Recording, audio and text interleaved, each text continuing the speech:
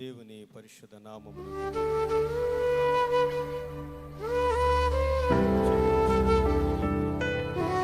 యేసుక్రీస్తు వారి నామములో శుభములు ఆశీర్వాదములు తెలియచేస్తూ ఉన్నాను. చిన్న ప్రార్థన చేసుకుని కొద్ది నిమిషాలు దేవుని యొక్క వాక్యాన్ని ధ్యానం చేసుకుందాం. మనందరం కూడా ప్రభువుని అడుగుదాం. మన దేవుడు మాట్లాడే దేవుడు. దేవా నీకు వందనాలు నాయనా, వాక్యమై ఉన్న యేసయ్యా నీకు వందనాలు. ఆది యందు వాక్యం ఉండెను అన్నావు, ఆ వాక్యము దేవుని యొద్ద ఉండెను అన్నావు, ఆ వాక్యమే కృపా సత్య సంపూర్ణునిగా మా మధ్య నివసించెను అన్నావు నాయనా. నీకు స్తోత్రాలు చెల్లిస్తూ ఉన్నాం. పరిశుద్ధ ఆత్మ ద్వారా నీ వాక్కు మా హృదయాలను తాకును కాక, మా హృదయాలు తెరవబడును కాక, మా మనోనేత్రములు వెలిగించబడును కాక. నీ వాక్కును పంపి బ్రతికించిన మా దేవుడవు, నీ వాక్కును పంపి స్వస్థపరిచిన మా దేవుడవు, నీ వాక్కును పంపి అద్భుతాలు చేసిన మా దేవుడవు నాయనా. నీకు స్తోత్రాలు దేవా. పరిశుద్ధాత్మ దేవా, మీరే మాతో మాట్లాడండి నాయనా. మీ దాసునైనా నేను నీ పక్షంగా నిలబడి ఉన్నాను. నన్ను మీ పాత్రగా, మీ బూరగా వాడుకోండి నా ప్రభువా.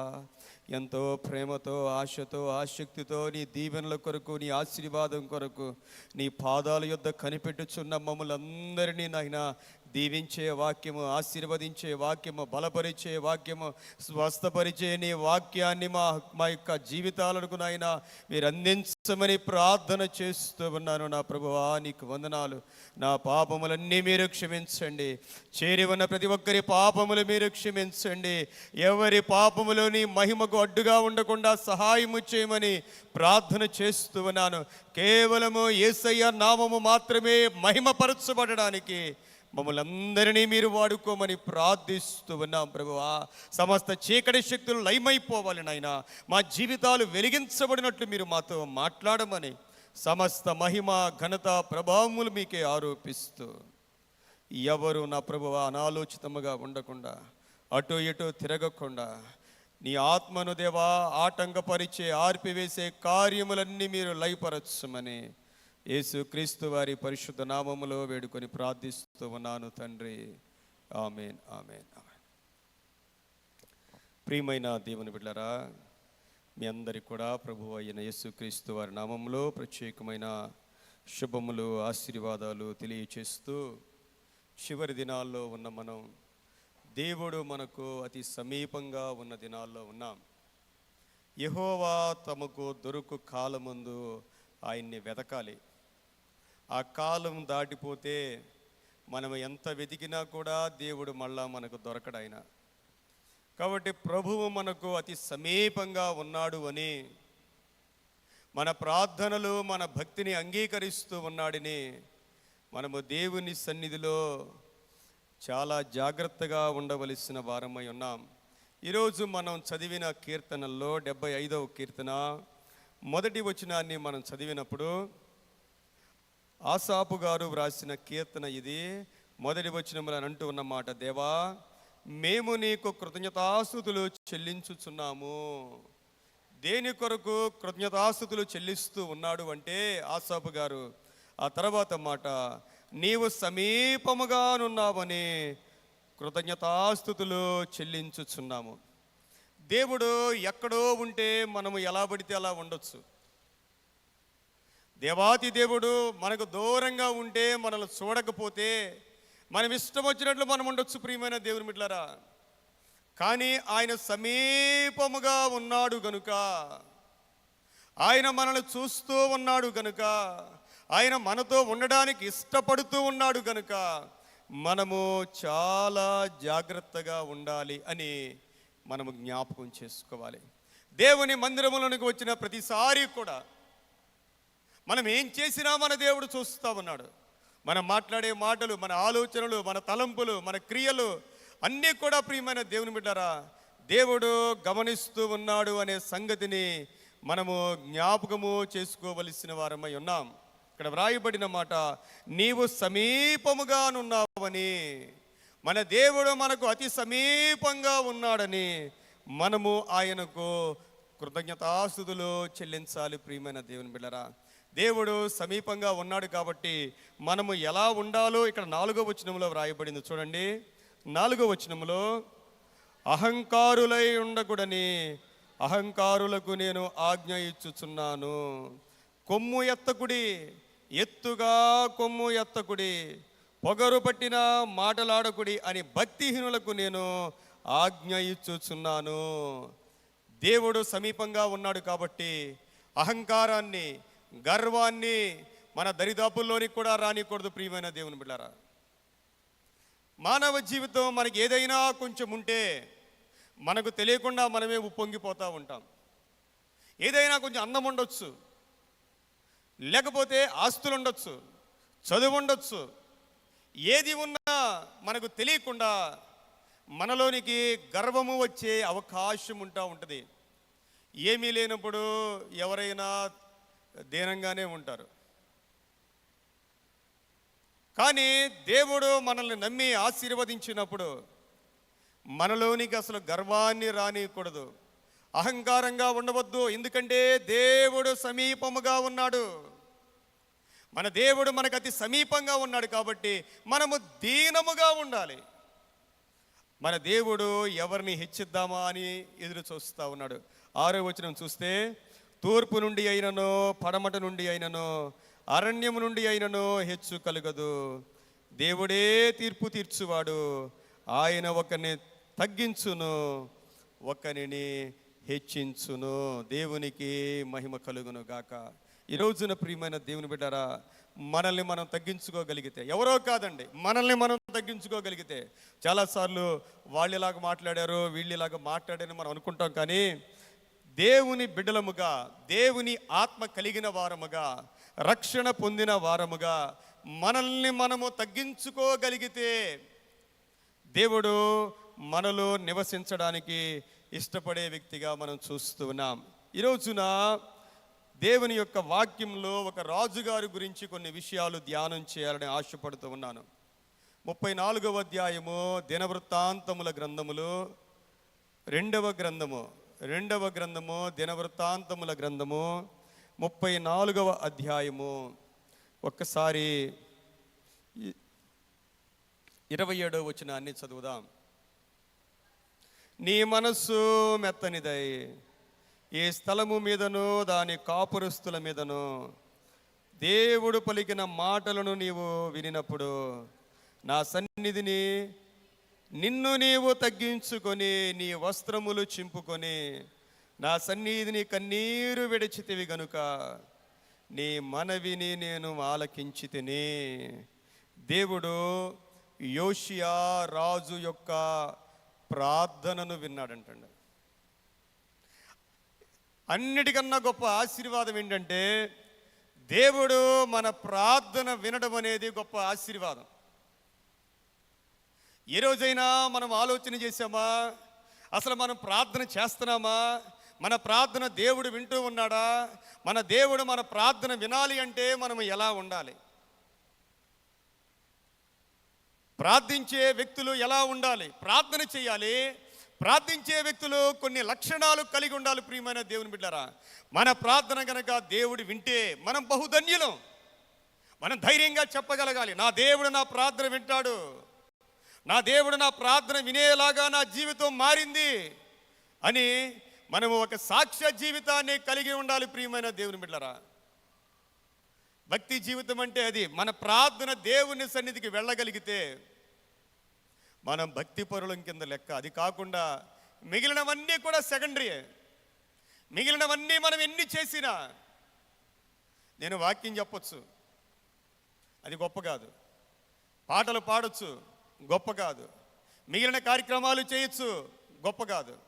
మన ప్రార్థన గనక దేవుని సన్నిధికి వెళ్ళగలిగితే, దేవునికి మనకు అటువంటి వ్యక్తిగతమైన సహవాసం ఉంటే మనము బహుధన్యులం. యోషియా రాజు గురించి వ్రాయబడిన కొన్ని మాటలు మనం చూస్తే 34వ అధ్యాయము ప్రారంభ వచనమును చూడండి ఒకసారి. యోషియా ఏలనారంభించినప్పుడు 8 ఏండ్ల వాడే యెరూషలేములో 31 సంవత్సరములు ఏలెను. చూడండి ఎన్ని సంవత్సరాలు అంటే ఆయనకి, ఆయన రాజు అయినప్పుడు ఎన్ని సంవత్సరాలు? 8 సంవత్సరాలు. బైబిల్ గ్రంథంలో రెండవ ఆయన యోవాషు గారు, ఆయన 8వ రాజు. ఆయన 7 సంవత్సరాలకు రాజు అయ్యాడు. ఈయన 16వ రాజు. ఈయన యోషియా గారు అనగా యూదా దేశానికి, దక్షిణ సామ్రాజ్యానికి ఈయన 16వ రాజు. ఉమ్మడి రాజ్యంగా అనగా ఇశ్రాయేలు దేశంగా 3 రాజులు ఉన్నారు. మొట్టమొదటి రాజు ఎవరు? ఇశ్రాయేలుని పరిపాలించిన మొట్టమొదటి రాజు ఎవరు? ఏమ్మా? సౌలు గారు. తర్వాత సౌలు తర్వాత దావీదు. దావీదు తర్వాత సొలొమోను. సొలొమోను చేసిన పాపాన్ని బట్టి దేవుడు 2గా చీల్చేశాడు సామ్రాజ్యాన్ని. అందరికంటే జ్ఞానాన్ని దేవుడు సొలొమోనుకి ఇచ్చాడు. మీరు ఆలోచన చేయండి. దేవుడు ఎవరినైనా ప్రేమించి అందరికంటే ఎక్కువ తలాంతులు ఇచ్చినప్పుడు, అందరికంటే ఎక్కువ ఆశీర్వాదం ఇచ్చినప్పుడు, ఆ వ్యక్తి దేవునికి అందరికంటే నమ్మకంగా ఉండాలి. మీరు జ్ఞాపకం చేసుకోండి. దేవుడు అందరికన్నా మీకు పెద్ద ఉద్యోగం ఇచ్చాడు అనుకోండి, ఏం చేయాలి? నా జ్ఞానం ద్వారా వచ్చింది, నేను బాగా అనుకోకూడదండి. అందరికంటే నమ్మకంగా ఉండాలి. దేవుడు మీలో ఎవరికైనా, ప్రతి ఒక్కరికి దేవుడు తలాంతులు ఇస్తాడు. తలాంతులు లేని మనుషుడు భూమి మీద లేడు. దేవుడు కనుక ఒక వ్యక్తిని ప్రేమించి ఒక ఆశీర్వాదం ఇస్తే, ఆ వ్యక్తి అందరికంటే ఎక్కువగా దేవునికి నమ్మకంగా ఉండాలి. ఈయన ఏం చేశాడంటే, దేవుడిచ్చిన జ్ఞానాన్ని తన సొంత మహిమ కొరకు వాడేసుకున్నాడు. సొలొమోను యొక్క జ్ఞానాన్ని వినడానికి అనేక దేశాల నుండి అనేక మంది వచ్చేవి వింటూ ఉండేవారు. విని ఆయన్ని పొగుడుతూ ఉంటే ఆయన ఉబ్బిపోతూ ఉండేవాడు. 1000 మందిని పెళ్లి చేసుకున్నాడు ఆయన. చూడండి దేవుని బిడ్డలారా, దేవుడు దేశాన్నే 2గా చీల్చేశాడు. దావీదుకి ఇచ్చిన మాటను బట్టి దేవుడు మాట తప్పని వాడై 2 గోత్రాల వారిని, మరి దక్షిణము వారికి యోధా దేశముగా, మిగిలిన 10 గోత్రాలు ఉత్తరం ఇశ్రాయేలు దేశముగా 2గా చీల్చబడింది. చీల్చబడిన తరువాత యోధా దేశానికి 16వ రాజు ఈ యొక్క యోషియా గారు. అబియా, ఆసా, యెహోషాపాతు, యెహోరాము, అహజ్యా, అతల్యా, యోవాషు, అమజ్యా, ఉజ్జయ, యోతాము, ఆహాజు, హిజ్కియా యొక్క కుమారుడు మనష్షే యొక్క కుమారుడు ఆమోను యొక్క కుమారుడే యోషియా. చూడండి, ఒకసారి మనం జాగ్రత్తగా ఆలోచన చేస్తే, హిజ్కియా మహాభక్తుడు. హిజ్కియా దేశాన్ని దైవ సంబంధమైన దేశముగా తీర్చిదిద్దాడు. హిజ్కియా గారు. హిజ్కియా యొక్క కుమారుడు మనష్షే అతి భయంకరమైన క్రూరమైన రాజు. దేవునికి వ్యతిరేకంగా జీవించాడు. అంటే ఎవరి కడుపున ఎలాంటి వారు ఉంటారో అని మనం చెప్పలేం.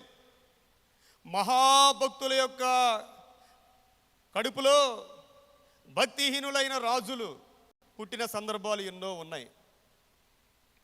ఏలీ కుమారులు దేవుని ఎరుగని వారు, సమూయేలు కుమారులు లంచగొండులు. దేవుని బిడ్డలారా, ఎందుకు ఈ మాటలు వ్రాయబడ్డాయంటే, మనము భక్తిగానే ఉంటూ ఉన్నాం, మన బిడ్డలు ఎలా ఉంటూ ఉన్నారనేది చాలా ప్రాముఖ్యమైన ప్రశ్న. మనం చాలా బిజీగా ఉంటూ ఉన్నాం, కానీ కొన్నిసార్లు మన కుటుంబంలో మన బిడ్డలు ఎలా ఉంటూ ఉన్నారనేది చాలా ప్రాముఖ్యమైన అంశం. ప్రియమైన దేవుని బిడ్డలారా, తల్లిదండ్రులు బిడ్డలకు మాదిరికరంగా ఉండాలి, ప్రార్థనా పరులుగా ఉండాలి, విధేయత కలిగిన వారుగా ఉండాలి, తగ్గింపు కలిగిన వారుగా ఉండాలి. తల్లిదండ్రులు బిడ్డలతో చెప్పించుకునే స్థితికి రాకూడదు. ప్రియమైన దేవుని బిడ్డలారా, అలా ఉండాలి అంటే దేవుణ్ణి ప్రేమించాలి, దేవునికి లోబడాలి. హిజ్కియా మహాభక్తుడు, కానీ హిజ్కియా కుమారుడైన మనష్షే చేసిన పాపాన్ని దేవుడు క్షమించలేకపోయాడండి. దేవుడు క్షమించలేక ఆ ఉగ్రత ద్వారానే దేవుడు బబులోను వారికి యూదా దేశాన్ని అప్పగించేశాడు. ప్రియమైన దేవుని బిడ్డలారా, ఈ రోజున దేవుని బిడ్డల యొక్క పిల్లలు, విశ్వాసుల యొక్క తల్లిదండ్రులు కలిగిన బిడ్డలు దేవుని సన్నిధిలో చాలా భయభక్తులు కలిగి ఉండాలి. మన బిడ్డల్ని మింగివేయడానికి అపవాది నిత్యము ప్రయత్నిస్తూనే ఉంటాడు. విచిత్రం ఏంటంటే మన బిడ్డలకే ఎక్కువ అనుమానాలు ఉంటాయి దేవుని మీద. తెలుసండి, మన బిడ్డలకి దేవుని మీద అనుమానం ఎక్కువ. సైతాను ఆడలో దూరుతూ ఉంటాడు. వాళ్ళు ఎక్కువ ప్రార్థన చేయరు, లోకాశలు ఎక్కువ కలుగుతూ ఉంటాయి. మనల్ని మనం పరిశీలన చేసుకోవాలి. పాస్టర్ గారిగానే పరిశీలన చేసుకోవాలి, విశ్వాసులుగా మీరు పరిశీలన చేసుకోవాలి. సైతాను పని ఏంటంటే ఎవరిని మృంగుదునా అని గర్జించు సింహములాగా వెదకుచూ తిరుగుచున్నాడు. యోషియాకు 8 సంవత్సరాలప్పుడు రాజుగా అభిషేకించబడ్డాడు. ఏం చేస్తాడు 8 సంవత్సరాలకి? మీరు ఆలోచన చేయండి. 8 సంవత్సరాలంటే ఏ class? 3rd class 4th class చదివే ఒక చిన్న బిడ్డ. 8 సంవత్సరాలకి రాజు అయ్యాడంట ఆయన. 8 సంవత్సరాలకి రాజు అయిన తరువాత ఆయన చేసిన పని ఏమిటంటే, ఒకసారి 3వ వచనం చూడండి. తన ఏలుబడి యందు 8వ సంవత్సరమున తాలింకను బాలుడై ఉండగానే అతడు తన పితరుడైన దావీదు యొక్క దేవుని యొద్ద విచారించుకొనుటకు పూనుకొనిన వాడై, దేవునికి మహిమ కలుగును గాక. In the 8th year of his rain, తన పరిపాలనలో 8వ సంవత్సరం. అంటే ఎన్నో సంవత్సరం? 8 సంవత్సరాలకి రాజు అయ్యాడు. తాను పరిపాలన ప్రారంభించి 8 సంవత్సరాలు అయింది. అంటే ఎన్ని సంవత్సరాలు ఆయనకి? 16 సంవత్సరాలు. అంటే ఏ క్లాస్ అయినా? 16 సంవత్సరాలు అంటే ఏ క్లాసు? 10th క్లాస్ చదువుకుంటున్నాడు. ఏం చేశాడంట ఆయన? ఏం చేశాడు? మళ్ళీ ఒకసారి చదవండి 3వ వచనంలో. తన ఏలుబడి యందు తానింకను బాలుడై ఉండగానే అతడు తన పితరుడైన దావీదు యొక్క దేవుని యొద్ద విచారించుకొనుటకు పూనుకొనిన వాడే. ఎవరు చెప్పారు ఈయనకి? తండ్రి లేడు.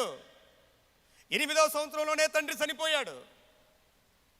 ఇంకా చిన్న బిడ్డే. తండ్రి లేక 8వ సంవత్సరం మందు రాజుగా ఆసీనుడు ఆయన. 8 సంవత్సరాలు గడిచాయి, 16 సంవత్సరాలు వచ్చాయి ఆయనకి. ఆయన చేసిన పని ఏమిటంటే దేవుని యొద్ద విచారించడానికి పూనుకొన్నవాడే. తండ్రి భక్తిపరుడు కాదండి. తండ్రి దేవుని యొక్క కోపానికి గురి అయిన వాడు, దేవునికి వ్యతిరేకంగా జీవించిన వాడు. దేవుడు ఆయన్ని శిక్షించాడు. కేవలం 2 సంవత్సరాలు మాత్రమే ఆమోను రాజుగా చేసి దేవుని ఉగ్రత వలన చనిపోయిన వ్యక్తి. కుమారుడు 16 సంవత్సరాల వయస్సులో దేవుని యొద్ద విచారించడానికి ఆయన పూనుకొన్నాడు. He began to seek the God. దేవుని యొద్ద విచారించాలి, దేవుని యొద్ద ప్రార్థన చేయాలి, దేవుణ్ణి ప్రేమించాలి, దేవుణ్ణి ఆరాధించాలి అని ఒక ఉన్నతమైన ఆలోచన ఒక టీనేజ్లో కలిగింది. భక్తి అనేది ప్రియమైన దేవుని బిడ్డలారా, మనం నేర్పిస్తే నేర్చుకునే భక్తి వేరు. వాళ్ళంతటా వాళ్ళే నా దేవుణ్ణి ప్రేమించాలి, నా దేవుణ్ణి ఆరాధించాలి అనే ఆలోచన కలిగిన వారు వేరు. పిల్లలకి మనం ఎంతకాలం చెప్తాం? ఈ రోజుల్లో పిల్లల కంటే 13-14 సంవత్సరాల మించి మనకు చెప్పడానికి కూడా లేదు. మనం చెప్పలేకపోతున్నాం, ఎందుకంటే ఎదురు చెప్పేస్తా ఉన్నారు పిల్లలు కూడా. వారంతటా వారే దేవుణ్ణి ప్రేమించడం, దేవుణ్ణి ఆరాధించడం, దేవుని యందు భయభక్తులు కలిగి ఉండడం. 16 సంవత్సరాల వయస్సులో దేవుణ్ణి వెతకడం ప్రారంభించాడంటే ప్రియమైన దేవుని బిడ్డ, దేవుని యొద్ద విచారించడం, ఏ సమస్య వచ్చినా దేవుణ్ణి అడగడం, దేవుని మీద ఆధారపడడం, దేవుని యొక్క వాక్యం చదవడం. యవ్వన కాలం చాలా ప్రాముఖ్యమైనది. యవ్వన కాలంలో ప్రభువు యొక్క కాడి మొయ్యాలి ప్రియమైన దేవుని బిడ్డలారా. యవ్వన కాలంలో ప్రభువు కాడి మోయుట నరునికి మేలు. యవ్వన కాలంలో దేవుని పని చేయాలి, దేవుణ్ణి ప్రేమించాలి. టీనేజ్లోనే దేవుణ్ణి పట్టుకోవాలి. ఏ వ్యక్తి అయినా టీనేజ్లో దేవుణ్ణి పట్టుకుంటే ఆ వ్యక్తి బలమైన వ్యక్తిగా మారిపోతాడు. ప్రియమైన దేవుని బిడ్డలారా, హృదయంలో ఒక ఆశ ఉండాలి. దేవునికి మహిమ కలుగును గాక. ఆయన చేసిన పని చూడండి. ఆ తరువాత 12వ ఏట ఉన్నత స్థలములను, దేవతా స్తంభములను పడగొట్టి చెక్కిన విగ్రహములను, పోత విగ్రహములను తీసివేసి యూదాదేశమును యెరూషలేమును పవిత్రము చేయనారంభించెను. ఎన్ని సంవత్సరాలు? ఇప్పుడు ఎన్ని సంవత్సరాలు? మనం మరొకసారి చదవండి, జాగ్రత్తగా చదవండి. 12వ ఏట అంటే తను రాజుగా పరిపాలించడం ప్రారంభించిన 12వ ఏట. అంటే ఇప్పుడు ఎన్ని సంవత్సరాలు వచ్చినాయి? 20 సంవత్సరాలు వచ్చినాయి. 20 సంవత్సరాలు వస్తే ఏం చేశాడంటే ఆయన దేశాన్ని పవిత్రం చేశాడు. ఎందుకో పవిత్రం చేశాడు అంటే తన తాతగారైన మనష్షే గారు దేశమంతా విగ్రహారాధనతో నింపేశాడు. దేవాలయాన్ని కూడా పాడు చేశాడు. దేవుడు మహారోషము కలిగిన వాడు. ప్రియమైన దేవుని బిడ్డలారా, దేవుని కార్యాలు దేవుడు చేసుకుంటాడు. ఎవరో ఒకరి ద్వారా దేవుడు చేసుకుంటాడు. నేను చెయ్యను అంటే దేవుడు ఇంకొకరు నిలబెట్టుకుంటాడు. మన దేవుడు సజీవుడైనా తన తాతగారైన మనష్షే దేశమంతా అపవిత్రపరిస్తే, దేవాలయాన్ని అపవిత్రపరిస్తే, దేవుడు ఒక చిన్న బిడ్డను చిన్న వయసులో లేవనెత్తుకున్నాడు. లేవనెత్తుకుని ఆయన చేసిన పని ఏమిటంటే చూడండి, ఆయన యెరూషలేమును పవిత్రము చేయనారంభించెను. దేవునికి మహిమ కలుగును గాక. ఆయన బలిపీఠాలను పడగొట్టాడు. సూర్య దేవత విగ్రహములను నరికివేశాడు. దేవతా స్తంభములను, చెక్కిన విగ్రహములను, పోత విగ్రహములను తుత్తునీయులుగా కొట్టి చూర్ణము చేసి వాటికి బలులు అర్పించిన వారి సమాధుల మీద చల్లెను. దేవునికి మహిమ కలుగును గాక. ఈ పనులన్నీ చేసేదాకా ఆయన యెరూషలేమును కూడా తిరిగి రాలేదంట. నా దేశాన్ని పవిత్రపరచాలి అనుకున్నాడు ఆయన. దేవుని ఆశీర్వాదం కావాలి అంటే దేవునికి వ్యతిరేకంగా ఉన్న మనలో ఉన్న విగ్రహాలన్నీ చంపివేయాలి. మనలో ఏ విగ్రహం ఉందో, దేవునికి మనకి మధ్యలో ఏది ఉన్నదో, ఏ ఆశలు ఉన్నవో, ఏ కోరికలు ఉన్నవో వాటన్నిటినీ మనము చంపివేయాలి. ప్రియమైన దేవుని బిడ్డలారా, సిలువ అనుభవము లేకుండా దేవుణ్ణి మనం పొందుకోలేం. దేవుడు సమీపంగానే ఉన్నాడు, కానీ ప్రకటన గ్రంథంలో వ్రాయబడినట్లు ఆయన హృదయం అనే తలుపు యొద్ద ఉండే తట్టుచూ ఉన్నాడంట. ఎందుకంటే హృదయంలోనికి రావాలి అంటే హృదయం ఖాళీ అయిపోవాలి. మన హృదయంలో ఉన్న విగ్రహాలన్నీ పోవాలి. మన విగ్రహంలో ఉన్న నేను అనేది పోవాలి. అప్పటి వరకు ప్రభువు మనలోనికి రాలేడు. ప్రియమైన దేవుని బిడ్డలారా, దేవా నీవు రావాలంటే ఎక్కడికి వస్తాడైనా? ఆయన రావాలి అంటే ఆయనకి స్థలం ఇవ్వాలి. యేసుక్రీస్తు ప్రభువు దగ్గరికి పక్షవాతము చేత బాధపడే వ్యక్తిని నలుగురు మోసుకొని వచ్చారు. నలుగురు మోసుకొని వస్తే ప్రభు దగ్గరికి రావడానికి స్థలం లేదు. చూడండి, ప్రభు దగ్గరికి రావడానికి స్థలం లేదు. ప్రభు మన దగ్గరికి రావాలన్నా, మనం ప్రభు దగ్గరికి వెళ్ళాలన్నా, ప్రభుకి మనకి మధ్యలో ఉన్న అడ్డు పోవాలి. ప్రియమైన దేవుని బిడ్డలారా, అడ్డు పోవాలి. ఈ రోజున దేవుణ్ణి వ్యక్తిగతంగా మనం కలుసుకోవాలి. అది చాలా ప్రాముఖ్యమైనది. ఏం చేశారు ఆయన? చుట్టూ జనం ఉన్నారు, అవకాశం లేదు. ఇంటిపైకి ఎక్కి ఇంటిపైన ఉన్న పెంకులన్నీ తీసి ప్రభు దగ్గర కిందకి దించారు. ఈ యోషియా చేసిన పని ఏంటంటే దేశాన్ని పవిత్రపరిచాడు. దేశాన్ని పవిత్రపరిచాడు. పవిత్రపరచకుండా దేవుడు రాడండి. ఒకసారి నీకు ఇంత ముందు కూడా చెప్పాను, ఒక దెయ్యం పట్టిన వ్యక్తి కోసం అందరం కలిసి ప్రార్థన చేస్తూ ఉన్నాం. పాస్టర్ గారు ఉన్నారు, మేమందరం ఇచ్చేప్పుడు చాలా యవనొస్తుండే. ఇది నిజంగా జరిగిందనమాట. పాస్టర్ గారు గట్టిగా ప్రార్థన చేస్తున్నారు. సైతానా వెళ్ళిపో అంటే ఆ దెయ్యం అంటది నేను వెళ్ళను అంటుంది. వెళ్ళంటుందండి. నువ్వెందుకు వెళ్ళవు అంటే దెయ్యం మాట్లాడుతుంది, నాకు సంబంధించిన ఇక్కడే ఉన్నాయి అంటుంది. పాస్టర్ గారు ఇంకా గట్టిగా ప్రార్థన చేస్తారు, అందరూ స్తోత్రం చెప్పండి, అందరూ గట్టిగా అరుస్తూ ఉన్నారు. మనం ఎంత గట్టిగా అరిసినా ప్రియమైన దేవుని బిడ్డరా, అరుపులో ఏముండదు, అరుపుల్లో ఏముండవండి. ఆ దెయ్యం అంటే ఉంది, నాకు సంబంధించి ఇక్కడే ఉంది. పాస్టర్ గారు అన్నారు, నువ్వు సైతానివి, నువ్వు అబద్ధం చెప్తావు, నువ్వు చెప్పేయన్ని అబద్ధాలే అన్న.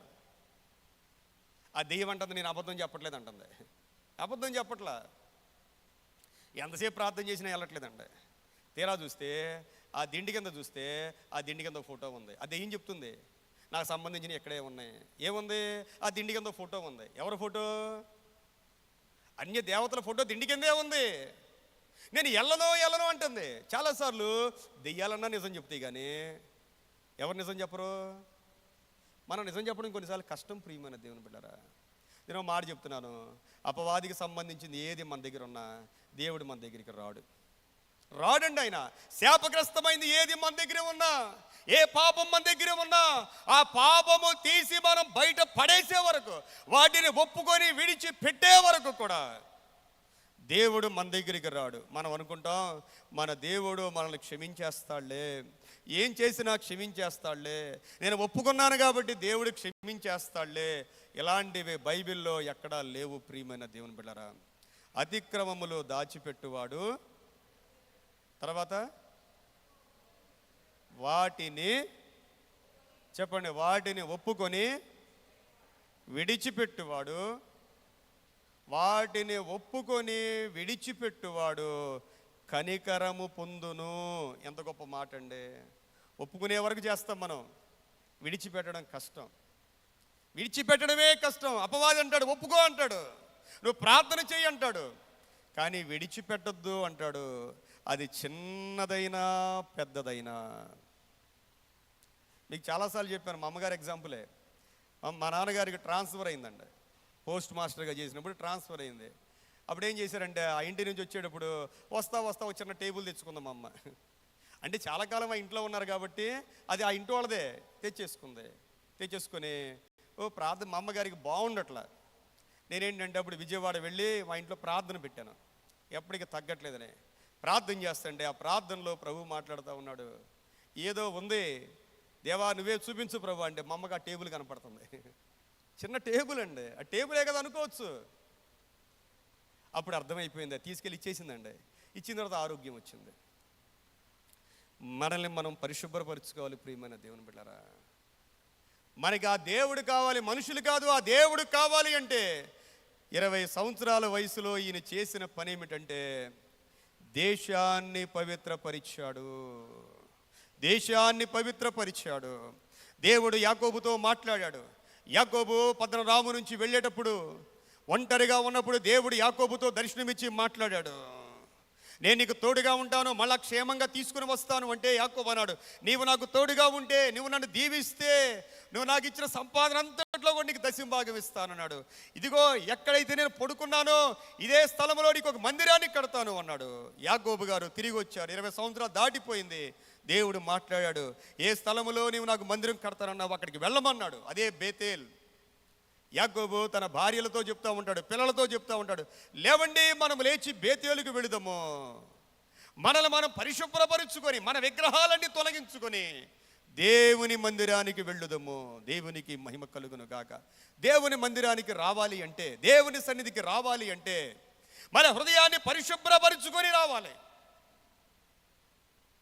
మీరు ఆలోచన చేయండి, దేవుని యొద్దకు వచ్చి మనం ఒక ఆశీర్వాదాన్ని పొందుకోవాలి అంటే ప్రేమతో రావాలి, సంతోషముతో రావాలి ప్రియమైన దేవుని బిడ్డలారా, భక్తితో రావాలి ప్రియమైన దేవుని బిడ్డలారా. మనం ఎవరి మీదైనా ద్వేషం పెట్టుకొని, కోపం పెట్టుకొని, పగ పెట్టుకొని వస్తే మన ద్వారా పరిశుద్ధాత్మ దేవుడు ఆగిపోతాడు. నిన్ను దాటి వెళ్ళడం ఇంకా నీ దగ్గర ఆగిపోతాడు. మనం వచ్చాం, ఏ ఆశీర్వాదాన్ని పొందుకోం, మన ద్వారా ఇతరులకు కూడా ఆశీర్వాదానికి అడ్డుగా ఉండిపోతాం. మనం దేవుని దగ్గరకు రావాలి అంటే ప్రభు అతి సమీపంగా ఉన్నాడు. అహంకారంగా ఉండవద్దు, కొమ్ము ఎత్తవద్దు, మనల్ని మనం తగ్గించుకోవాలి, దేవుణ్ణి మనం పొందుకోవాలి. దేవుని బిడ్డలారా, దేవుని యొక్క వాక్యము సత్యమై ఉన్నది. దేవునికి మహిమ కలుగును గాక. చూడండి 8వ వచనం చూడండి. 34వ అధ్యాయము దినవృత్తాంతముల గ్రంథం 2వ గ్రంథం 34వ అధ్యాయం 8వ వచనములో, అతని ఏలుబడి యందు 18వ సంవత్సరమున దేశమును మందిరమును పవిత్రపరచుటకై తరువాత అజల్యా కుమారుడైన షాఫానును పట్టణాధిపతి అయిన మయషేయాను రాజ్యపు దస్తావేజుల మీదనున్న యెహోయాజు కుమారుడుగు యోవాహాజును తన దేవుడైన యెహోవా మందిరమును బాగు చేయుటకై పంపెను. దేవునికి మహిమ కలుగును గాక. చూడండి, స్టెప్ బై స్టెప్. మొట్టమొదటిగా దేవుని యొద్ద విచారించే వ్యక్తిగా చూస్తున్నాం. ఆ తర్వాత దేశమును బాగు చేసే వ్యక్తిగా చూస్తా ఉన్నాం. ఆ తర్వాత దేవాలయమును బాగు చేసే వ్యక్తిగా చూస్తా ఉన్నాం. ఎన్ని సంవత్సరాలు అంటే ఆయనకి? In the 18th year of his reign, 18వ సంవత్సరములు, అనగా తను పరిపాలిస్తూ ఉన్న 18వ సంవత్సరం.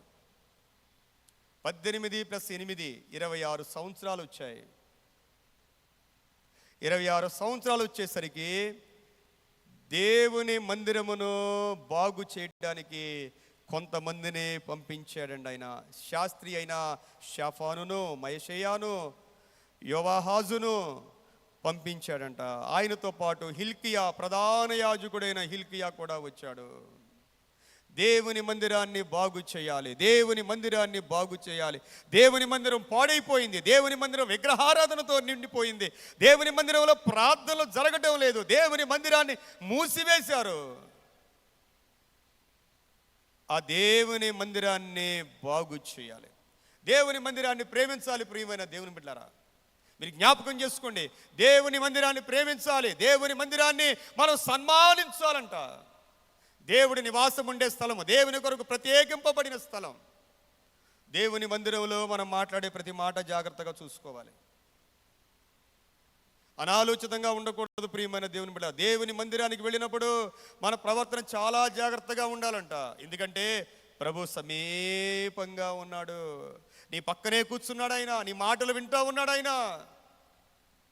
దేవుని మందిరాన్ని బాగు చేసే బాధ్యత కొంతమందికి అప్పగించారంట. కొంతమందికి అప్పగించినప్పుడు ఆ మనుషులు ఎలాగూ చేశారంటే 12వ వచనంలో, ఆ మనుషులు ఆ పనిని నమ్మకముగా చేసిరి. దేవునికి మహిమ కలుగును గాక. దేవుని పని ఎప్పుడు నమ్మకంగా చేయాలి. అసలు ఇంకే మాత్రం లెక్కలు కూడా అప్పచెప్పాల్సిన పని కూడా లేదంటండి. ఈ మాటలన్నీ రాజుల గ్రంథం 2వ గ్రంథం 22వ అధ్యాయంలో రాయబడి ఉంటుంది. కనీసం వాళ్ళకి ఇచ్చిన డబ్బు లెక్క కూడా అడగలేదంట. ఎందుకంటే అంత నమ్మకస్తులంటే వాళ్ళు. దేవుని పని నమ్మకంగా చేయాలి, దేవుని పని శ్రద్ధగా చేయాలి. ఈ రెండు చాలా ప్రాముఖ్యం, మీరు జ్ఞాపకం చేసుకోండి. దేవుని పని నమ్మకంగా చేయాలి, దేవుని పని శ్రద్ధగా చేయాలి. మన ఇంటి పనులు మనం ఎంత జాగ్రత్తగా చేసుకుంటాం, అంతకు మించి 100 రెట్లు శ్రద్ధగా దేవుని పని చేయాలి. అంత శ్రద్ధగా చేయాలి. దేవుని పనికి దేవుడిచ్చే జీతం చాలా ఉన్నతమైనది, చాలా ఆశీర్వాదకరమైనది. ఈ లోక ఉద్యోగాలన్నిటికంటే 100 రెట్లు ఆశీర్వాదకరమైనది. దేవుడు ఏ వ్యక్తినైనా సేవకు పిలిస్తే అంటే అర్థం ఏంటంటే ఆ వ్యక్తిని దేవుడు నమ్మాడు అని అర్థం. ఈ వ్యక్తి నా కోసం ఎన్ని కష్టాలైనా సహిస్తాడు, ఎన్ని అవమానాలైనా సహిస్తాడు, ఎన్ని నిందలైనా సహిస్తాడు, నా కోసం ఏ త్యాగమైనా చేస్తాడు అని నమ్మితేనే దేవుడు ఒక వ్యక్తిని సేవ కొరకు పిలుస్తాడు. మీరు జ్ఞాపకం చేసుకోండి. దేవుడు ఎవరిని పడితే వారిని సేవకు పిలవడండి. దేవుడు సేవకు ఎవరిని పిలుస్తాడంటే ఏది విడిచిపెట్టమైనా ఈయన విడిచిపెట్టేస్తాడు. నిజమైన దేవుని పిలుపు అలా ఉంటుంది. ప్రియమైన దేవుని బిడ్డలారా, నమ్మకంగా చేయాలి. రెండవది శ్రద్ధగా. ఇర్మియా గ్రంథంలో ఉంటుందండి, యెహోవా పనిని అశ్రద్ధగా చేయువాడు శాపగ్రస్తుడు. అసలు చేయకపోవడమే మంచిది, చేస్తే శ్రద్ధగా చేయాలి. దేవుని పని శ్రద్ధగా చేస్తే దేవుని పనికి జీతం ఉన్నదండి. చాలామందికి తెలియదండి దేవుని పనికి జీతం ఉన్నది. పౌలు గారు ఎంత చక్కగా చెప్తారో కొరింథీయులకు రాసిన పత్రికలో, దేవుడి పని కంట జీతం ఉన్నది. మనం ఏ పని చేసినా దేవుడు రాసుకుంటాడండి. ఆయన ఆ ఆశీర్వాదాలు మనకు కానీ మన బిడ్డలకు కానీ ఇస్తూ ఉంటాడు. కాబట్టి మందిరంలో ఏ పని ఉన్నా, పని చేసే అవకాశం ఉన్నా మనం జారబిడుచుకోకూడదు. ఎప్పుడు కూడా దేవుని యొక్క మందిరం అంటే ఒక బాధ్యత కలిగి ఉండాలి. ఎందుకంటే ఇది దేవుడు నివసించే స్థలమై ఉన్నది. ప్రియమైన దేవుని బిడ్డలారా, దేవుని మందిరాన్ని బాగు చేస్తూ ఉన్నప్పుడు ఆ సమయంలో ప్రధాన యాజకుడైన హిల్కియా గారికి ఆయనకి ధర్మశాస్త్ర గ్రంథము దొరికిందంటండి. మనం చూస్తూ ఉండంటే ధర్మశాస్త్ర గ్రంథము దొరికినప్పుడు ఆయన ఏం చేశాడంటే, చూడండి ఒకసారి 14వ వచనంలో, యెహోవా మందిరములోనికి తేబడిన ద్రవ్యమును బయటకు తీసుకొని వచ్చినప్పుడు మోషే ద్వారా యెహోవా దయచేసిన ధర్మశాస్త్రము గల గ్రంథము యాజకుడైన హిల్కియాకు కనపడెను. దేవునికి మహిమ కలుగును గాక. ఆ హిల్కియా ఏం చేశాడంటే శాస్త్రి అయిన షాఫానుకు ఆ యొక్క గ్రంథాన్ని అప్పగించాడు. షాఫానుకు అప్పగిస్తే ఆ షాఫాను ఏం చేశాడంటే రాజు అయిన యోషియా దగ్గరకు వెళ్ళి ఈ విషయాలన్నీ చెప్పాడు. ఈ విధంగా మందిర పనులు జరుగుతూ ఉన్నాయి, ధర్మశాస్త్ర గ్రంథం దొరికింది అంటే ఆ సమయంలో షాఫాను రాజు ఎదుట ఆ యొక్క ధర్మశాస్త్ర గ్రంథాన్ని చదివి వినిపించడం ప్రారంభించగానే ఆ మాటలు విన్న రాజుగారు ఏం చేశారంటే 19వ వచనం చూడండి. 19వ వచనంలో అతడు ధర్మశాస్త్రపు మాటలు చదివి వినిపింపగా రాజు విని తన వస్త్రములు చింపుకొని. దేవుని వాక్యం విన్నప్పుడు మనకి ఎప్పుడైనా మన హృదయం నొచ్చుకుంటుందా? చాలామంది దేవుని వాక్యం తాకదండి. ఇంకా కొంతమంది ఈ వాక్యం నాకు కాదులే పక్కరోళ్ళకి అనుకుంటారు కొంతమంది. దేవుని వాక్యం ఎప్పుడూ మనకే. ప్రియమైన దేవుని బిడ్డలారా, ఎప్పుడూ మనకే. దేవుని వాక్యము మన హృదయాన్ని తాకాలి. దేవుని వాక్యం చదివినప్పుడు మనలో ఒక అనుభూతి కలగాలి, ఒక ధైర్యమో, ఒక సంతోషమో, ఒక పశ్చాత్తాపమో ఏదో ఒకటి రావాలి మనలోనికి. ఈయన వినగానే వస్త్రాలు చించుకున్నాడంట. అయ్యో, ధర్మశాస్త్ర ప్రకారం మనం జీవించలేకపోతా ఉన్నామే. అందుకే దేవుని ఉగ్రత వచ్చింది. ఈ దేవుని ఉగ్రత పోవాలంటే ఏం చేయాలి అనుకొని ఏం చేశాడంటే కొంతమంది వ్యక్తుల్ని హుల్దా అనే ప్రవక్త యొద్దకు పంపించాడండి. నా కోసం ప్రార్థన చేయండి, నా దేశం కొరకు ప్రార్థన చేయమని ఒక ప్రవక్త దగ్గరికి పంపించాడండి రాజుగారు. ఎంత భయభక్తులు కలిగిన రాజు అయినా దేవుని మందిరానికి వచ్చిన ప్రతిసారి ఒక్క వాక్యమైనా మనల్ని పట్టుకోవాలి. ప్రియమైన దేవుని బిడ్డలారా, ఒక్క వాక్యమైనా ఆ మాట పట్టుకొని వెళ్ళాలి దేవుని మందిరం నుండి. తన వస్త్రాలను చింపుకున్నాడు, ప్రవక్త దగ్గరికి పంపించాడు. ఆమె కొన్ని మాటలు చెప్పిందండి. దేవుని ఉగ్రత రాబోతా ఉంది, దేవుడి దేశాన్ని అప్పగించబోతా ఉన్నాడు. కానీ దేవుని ఉగ్రతకు నీ ప్రార్థన అడ్డు వచ్చేసింది. చూడండి, దేవుడు ఉగ్రతను ఆయన కృమ్మరించబోతా ఉన్నాడు. కానీ నీ ప్రార్థన, నీ కన్నీరు, నీ తగ్గింపు దేవునికి అడ్డుగా వచ్చేసింది. మన ప్రార్థనలు అనేక మంది నాశనం అయిపోకుండా మన ప్రార్థనలు కాపాడుతూ ఉంటాయి. మన బిడ్డల కోసమో, మన బంధువుల కోసమో, మన స్నేహితుల కోసమో మనం చేసే కొన్ని ప్రార్థనలు అనేక మంది నాశనం అయిపోకుండా ఆ ప్రార్థనలు అడ్డుగా నిలబడతాయి. ప్రియమైన దేవుని బిడ్డలారా, ఈయన మెత్తని మనస్సు కలిగిన వాడు. దేవుని సన్నిధిలో ఆయన తగ్గించుకున్నాడంట. ప్రార్థనలో మొట్టమొదటిగా మనల్ని మనం తగ్గించుకోవడం అలవాటు చేసుకోవాలండి. మొట్టమొదటిగా తగ్గింపు. మనం ఎంత ప్రార్థన చేస్తూ ఉండంటే అంత తగ్గింపు రావాలి. నేను తగ్గించుకోనండి అంటే మనకే నష్టం. నేను ఎందుకు తగ్గించుకోవాలంటే మనకే నష్టం. దేవుడు కోరేది, మన దేవుడు ఎంత గొప్ప దేవుడు అండి ఆయన. యెషయా గ్రంథం 57వ అధ్యాయము 15వ వచనంలో చూస్తే మన దేవుడు ఎంత గొప్పవాడో వ్రాయబడింది అక్కడ.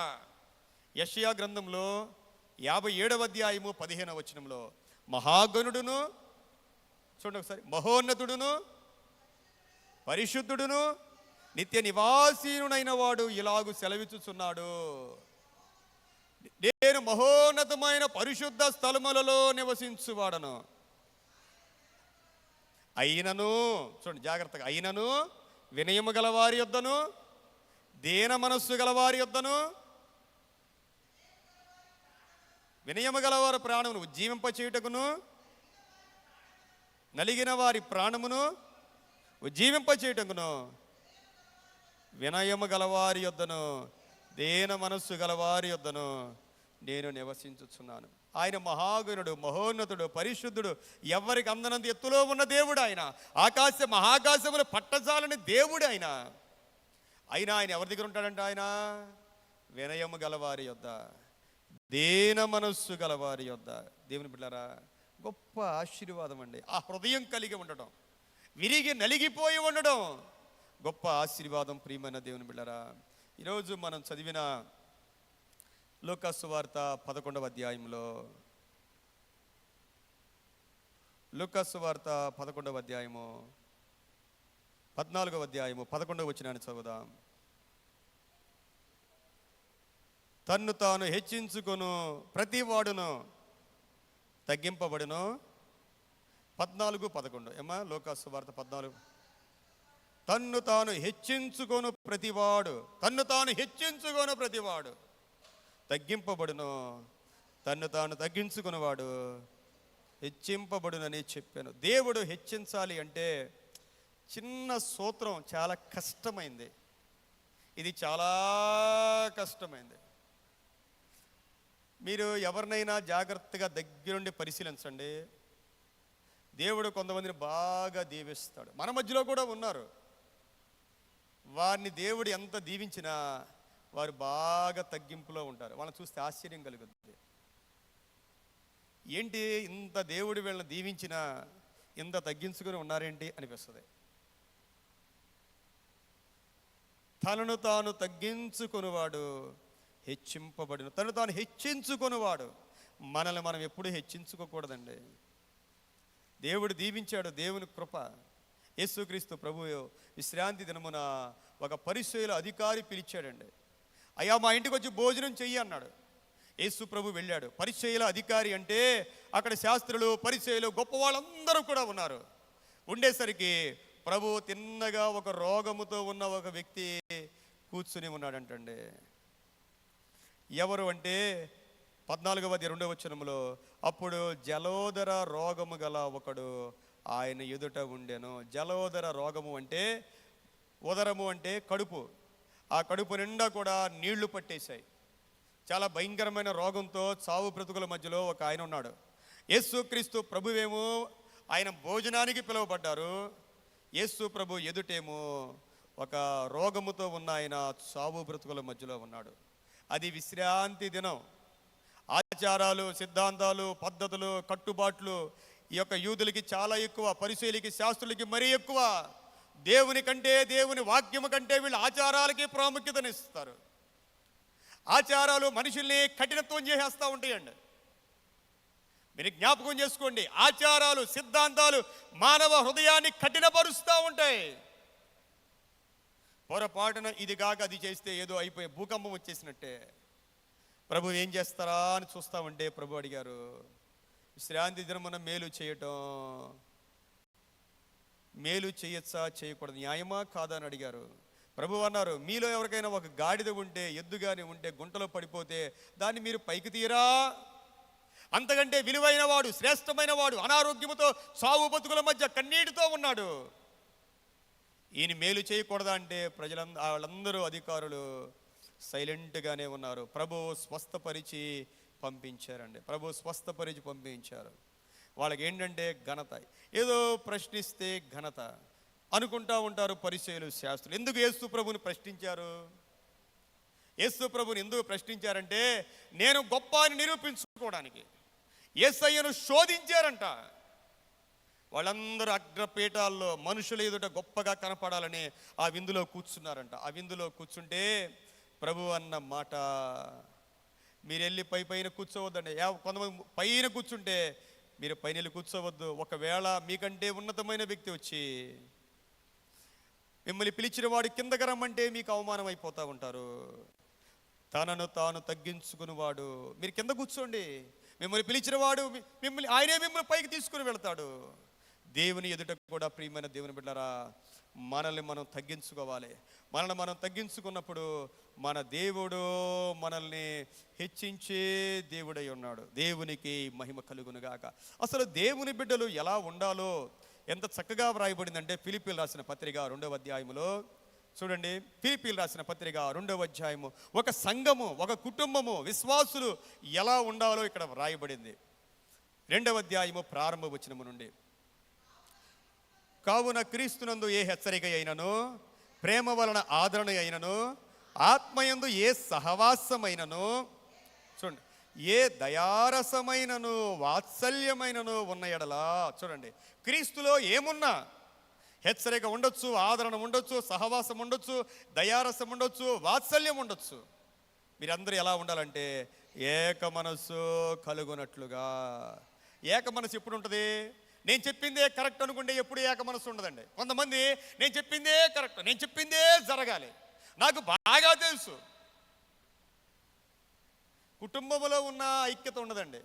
నేను చెప్పిందే చెయ్యంటే ఎవరు వింటారండి ఈ రోజుల్లో?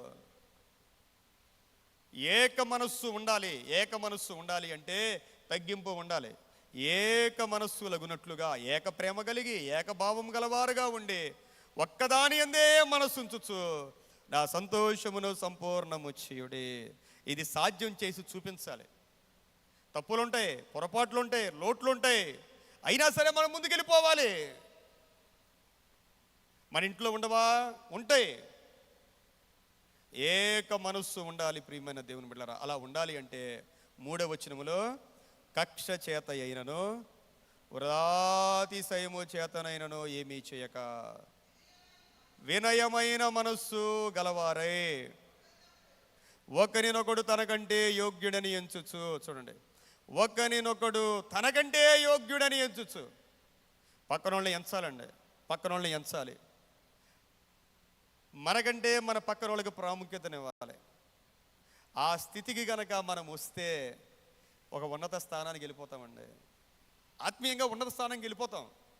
నాకంటే నా పక్కన వాళ్ళు పర్లేదు బ్రదర్, మీరు ప్రార్థన చేయండి, పర్లేదు మీరు పాట పాడండి, పర్లేదు పక్కన వాళ్ళకి దేవుని బిడ్డలారా నిన్ను వలే నీ పొరుగు వారిని ఒక ఆత్మీయంగా ఒక మెట్టు పైకి వేయాలి మనం. అలాగే ఉండిపోకూడదు. నేను నేను నేను అనేది చంపుకొని మన పక్కన వారిని, మనకంటే మన తోటి వారిని యోగ్యుడని ఎంచుకోవాలి. వాళ్ళకి చదువు లేకపోవచ్చు, వాళ్ళకి రాకపోవచ్చు, అయినా మనం ఎంకరేజ్ చేయాలండి. అప్పుడు క్షేమం ఉంటుంది, సంతోషం ఉంటుంది. పరిశుద్ధాత్మదేవుడు మన మధ్య అల్లల్లాడుతూ ఉంటాడు. ప్రియమైన దేవుని బిడ్డలారా, దేవునికి మనం అవకాశం ఇవ్వాలి. దేవునికి మహిమ కలుగును గాక. యాకోబు పత్రిక 4వ అధ్యాయము 10వ వచనాన్ని చదువుదాం. యాకోబు పత్రిక 4వ అధ్యాయం 10వ వచనం. ప్రభువు దృష్టికి మిమ్మల్ని మీరు తగ్గించుకొనుడి. అంతేనండి. దేవుడు హెచ్చించాలి. దేవుడు హెచ్చిస్తే ఎక్కడికో వెళ్ళిపోతాం మనం. దేవుడు హెచ్చించాలి. దేవుడు హెచ్చించాలంటే ప్రభువు దృష్టికి మిమ్మల్ని మీరు. ఇప్పుడు మన మందిరంలో ఉన్నాం. మందిరంలో ఎవరు చూస్తూ ఉంటారు మనల్ని? ప్రభువు చూస్తూ ఉంటారు. తగ్గించుకోవాలి. మళ్ళీ మనం హెచ్చించుకుంటే మనల్ని, మన వారిని, మనకి ఇష్టమైన వారిని ఎప్పుడు హెచ్చించుకోకూడదండి. ఎప్పుడైనా మనం హెచ్చించుకుంటే అయిపోయినట్టే. ఒక మెట్టు దేవుడి దగ్గర తగ్గిపోతున్నాం మనం. ప్రార్థనలోనే ఏంటండి, మనం ప్రార్థన చేసేటప్పుడు కూడా మనం తగ్గించుకోవాలి. దేవుడు చూస్తూ ఉంటాడు మన మాటలు, మన ఆలోచనలు. ప్రభువు దృష్టికి మిమ్మును మీరు తగ్గించుకొనుడి. దేవునికి మహిమ కలుగును గాక. అప్పుడాయన మిమ్మును హెచ్చించును. చివరిగా ఒక మాట చదువుకొని ప్రార్థన చేసుకుందాం. పేతురు పత్రిక మొదటి పత్రిక 5వ అధ్యాయము 6వ వచనం చదువుదాం. పేతురు పత్రిక మొదటి పత్రిక 5వ అధ్యాయము 6వ వచనం. దేవుడు, అందరూ చదవండి ఈ మాట, 1-2 సార్లు చదవండి. దేవుడు, చెప్పండి. దేవుడు ప్రతిదానికి ఒక సమయం ఉంటుందండి. మనల్ని ఆశీర్వదించే సమయం ఒకటి ఉంటుందండి. దేవుడు తగిన సమయం ముందు మిమ్మల్ని హెచ్చించున్నట్లు ఆయన బలిష్టమైన చేతి కింద అంటే లోకంలో సామెత ఉంటుంది, మనకి ఒక టైం వచ్చుదిలే అంటారు.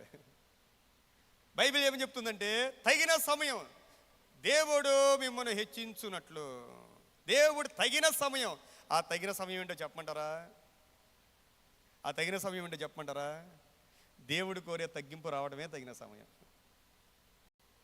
దేవుడు ఏ తగ్గింపు రావాలని మనలో ఎదురు చూస్తున్నాడో ఆ తగ్గింపు మనలో, మన హృదయంలో, మన మనస్సులో కలిగితే, దేవుడు అనుకున్నంత తగ్గింపు మనలోనికి వస్తే, మోషే గారికి వచ్చింది. అందరిని చంపాడు, నాయకుడు అయిపోయి దేశాన్ని విడిపించాలి కదా అనుకున్నాడు.